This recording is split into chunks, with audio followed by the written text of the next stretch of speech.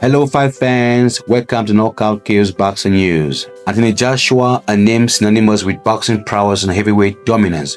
From the heart of Watford, England, he rose to become a two-time unified heavyweight champion. His resume boasts victories against boxing's elites: Klitschko, Joseph Parker, Dillian White, Povetkin, Otto Wallen, Robert Helenius, Kluba Pulev, just to name a few. It is also a name that has faced both tones of praises and a fair share of criticism. I'm one with you, and I said that to Joshua in one of the interviews that I'd done with him. I said to him, listen, I knew he was very angry with TalkSport and the criticism he was getting from TalkSport, etc.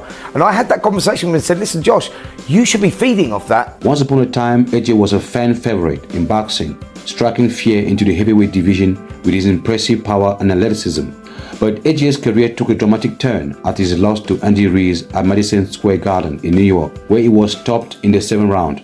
Although he seemed to have a solid grip on that fight, especially in the 3rd, when he dropped Andy Ruiz in a dramatic fashion, things eventually went sour for AJ with the deadly punch he received on the temple, which changed the narrative of the fight, leading to his defeat by stoppage in the 7th. This defeat led to considerable backlash from fans and boxing experts, who pointed out various flaws and shortcomings in Anthony Joshua's performance. Boxing sometimes operates with hypocrisy among boxing fans and boxing experts. In today's video, we'll not only aim to elucidate the primary reasons behind AJ's decline, but also seek to demonstrate that at this pivotal moment in his career, AJ could potentially recover from his injuries.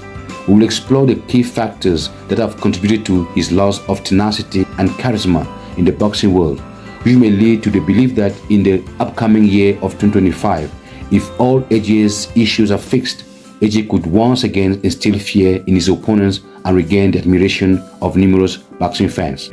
The decline of AJ in boxing can be attributed to the immense pressure, criticism, and misguided suggestions from both his fans and some experts. This was worsened by AJ's willingness to hear the advice and attempt to implement their recommendations, which in my view did not genuinely assist him in improving in boxing. Instead, this has made AJ more mediocre and confused. One of the criticisms that particularly destroyed AJ was the notion that he was too robotic and needed to completely alter his boxing style. This misguided belief led him to aspire to emulate some fighting styles that did not align with physical attributes. For example, his endeavor to sting like a bee and fly like a butterfly. AJ used to defeat the majority of his opponents, not necessarily due to his exceptional footwork and head movement like Usyk, but rather because he was observing the fundamental principles of heavyweight boxing, whereby defense came first, coupled with some impressive offensive and counter-punching ability, accuracy and precision, and most importantly, the power behind his punches. In the early stage of his career, AJ's primary objective in fights was to incapacitate his opponents rather than relying on winning by decision through point accumulation. AJ has diminished the power of his punches aimed at scoring points in boxing matches, resulting in a loss of the respect he once commanded. Nowadays, new boxers believe that they can withstand AJ's punches without fear. His bout against Usyk serves as evidence that AJ has undermined his advantages in boxing in an attempt to reinvent himself. In the past, every punch AJ landed would have a significant impact, often requiring only few strikes to conclude a fight. Now he can throw multiple punches without causing real concern. This shift in focus towards aspects such as flexibility and testing his endurance over 12 rounds has led to poor tactical training choices, diminishing his defensive concerns, explosiveness, and the precision of the jabs and uppercuts, skills that were once his hallmark and a key factor in his once celebrated success among boxing fans worldwide. After his loss to Andy Ruiz, AJ has engaged in boxing practices and explorations that have only weakened his most formidable attribute, which were once honed under the guidance of his former coach Robert McCracken, whom I still regard with great admiration today. I can only imagine how many times Robert McCracken must have beaten his fingers in frustration while watching AJ fight Daniel Dubois the way he did, with his chin delivered on a silver platter for Dubois. AJ in many ways has personally deceived himself. The fanciful idea that he could reinvent himself by frequently changing coaches now appears unrealistic. There are two possibilities. Either too much boxing knowledge has further distorted and diminished AJ's boxing talents, or AJ has struggled to properly apply the various boxing insights he gained from different trainers to individual opponents. For instance, the boxing strategy he employed against Usyk in their first match was unfortunately not proper. it did not align with his natural abilities and skills. Also, attempting to fight casually against a powerful puncher like Dubois was misguided.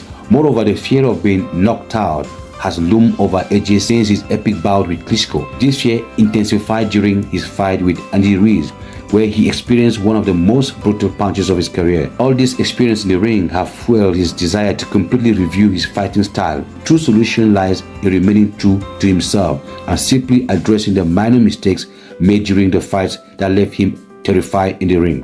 However, one of the reasons I remain optimistic about AJ's potential for improvement this year is that he has finally confronted the fears that have impacted his career, which in turn affected his fighting style, making him appear hesitant and distressed in the ring. His knockout loss to Dubois seemed to be a pivotal moment that AJ needed to reclaim his true self. The AJ we once knew was fearless against opponents, showcasing a highly defensive yet aggressive style characterized by surgical precision and remarkable punching power. Considering his recent training sessions back home, I am hopeful that AJ is gradually returning to the version of himself that brought him significant success in boxing.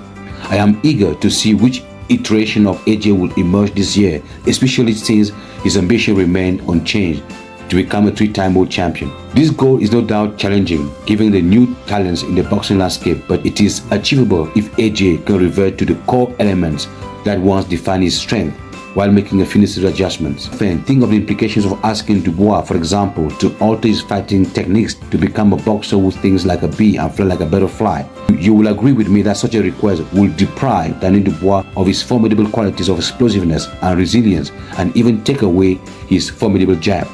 This is precisely what fans and boxing experts have convinced AJ to do, deceiving him with his consent to completely change the way he boxes on the grounds of being too robotic. The key is not to demand a complete transformation of a boxer's best attribute, but rather to concentrate on making the necessary improvement and adjustments while preserving his original style. Worse, fans and experts worldwide even went so far as to describe AJ's chin as made of paper. AJ being a good student noted to this critic by attempting to demonstrate that he has a chin made of steel.